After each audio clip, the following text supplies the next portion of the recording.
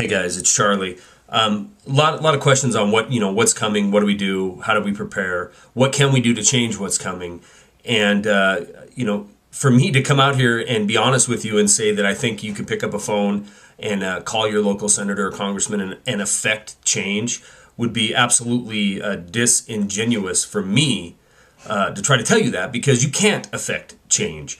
The idea that we the people matter is ridiculous. And I know that we see a lot of fervor now over the Tea Party movement and how we had this so-called wave election of Republicans into the House of Representatives taking control. But keep in mind, I mean, most of the Tea Party candidates that ran, the true grassroots Tea Party candidates, failed to gain seats in the House of Representatives. You know, the big winners of the day were the rank and file GOP. And if we think for 1 second that the GOP is suddenly going to take a hard look at the Federal Reserve, take a hard look at the monetary policy of the too big to fails, and take a look at things like the mortgage fraud that should be bankrupting these too big to fails that are already bankrupt, technically, if it wasn't for taxpayer bailouts, then we're delusional. You know, that is not going to happen. The only way this is going to end, the only way is hubris. Hubris on the part of the Federal Reserve and the too big to fails, thinking they can Ponzi scheme their way into prosperity. I truly believe that they don't even think that they can fix this problem. It's just a matter of getting complete and whole and wealthy beyond imagination before the game is finally over. Now, I'm going to give you an example of exactly what runs this nation. You remember back just a few months ago when they passed healthcare reform, and it was going to lower the cost of healthcare, and it was going to be beneficial to everybody. Upwards of 70% of the people of this nation decided they didn't want this, and they told their congressmen and senators exactly that. Don't pass this piece of garbage legislation. Well, now we find, I have a story up on Wide Awake News, 111 Obamacare waivers and counting.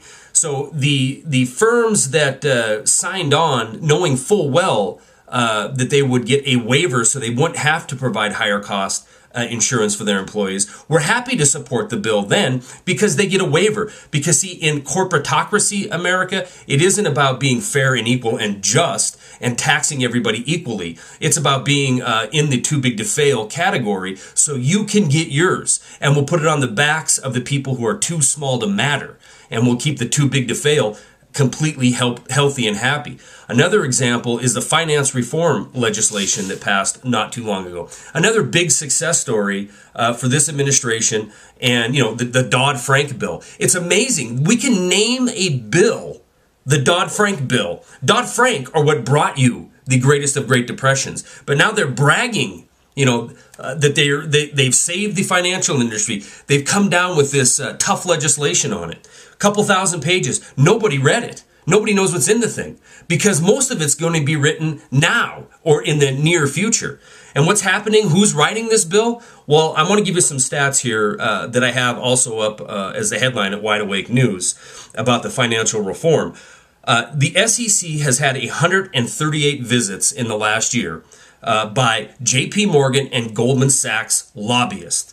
The CFTC has had 110 visits this year by the same lobbyists. The Fed has had 82 visits, and the FDIC has had 56 visits helping shape and mold the financial regulations. Now, if you think that's just a common occurrence, here's the same numbers for 1 year ago. The SEC, instead of receiving 138 visits by lobbyists, received 37. The CFTC, instead of receiving 110, received 11. The Fed, instead of 82, received 29 visits from lobbyists. The FDIC, instead of 56, only received 11 visits from the lobbyists. I'll connect the story with this video. These corporate parasites are writing the regulation that will affect you. You might not think so because it's all financial mumbo jumbo and it's purposely designed to be confusing. At least the words they use to describe it are confusing. But when you add it all up, it's very simple. You're going to get screwed. They're writing the legislation to benefit them. The politicians are having their pockets lined by the people lobbying them so they can take care of the people lobbying them. They're going to go before cameras and microphones and tell you they're doing it on your behalf. But if you open your eyes and you wake up, you will realize the only beneficiaries of this are these Wall Street parasitic bankers. Stories are attached. That's all I got.